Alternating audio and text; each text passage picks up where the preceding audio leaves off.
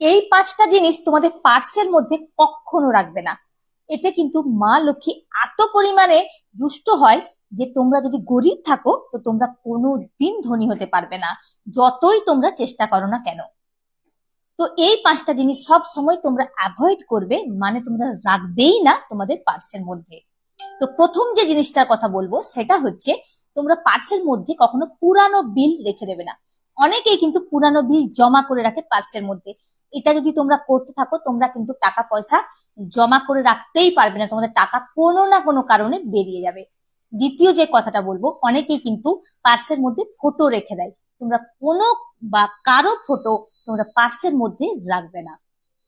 তৃতীয় যে কথাটা বলবো, তোমরা টাকা পয়সা কিন্তু পার্সের মধ্যে যখন রাখবে তখন গুছিয়ে রাখবে, মুড়ে ফোল্ড, নানা রকমের ফোল্ড করে, এইভাবে তোমরা কিন্তু টাকা রাখবে না।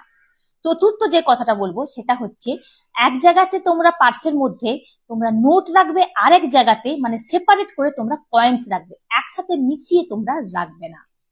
পঞ্চম যে কথাটা বলবো, তোমরা পার্সের মধ্যে কখনো কাটার, মানে তোমরা ছুঁচ বা সেফটি পিন, এই ধরনের কোনো ধাতুর জিনিস তোমরা রাখবে না, মানে কাটার টাইপের জিনিস তোমরা রাখবে না।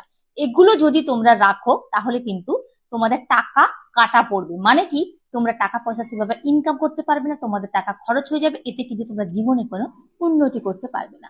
তো অবশ্যই তোমরা এই পাঁচটা নিয়ম মেনে চলার চেষ্টা করো, দেখবে তোমাদের জীবনে কিন্তু উন্নতি হবে। Thank you.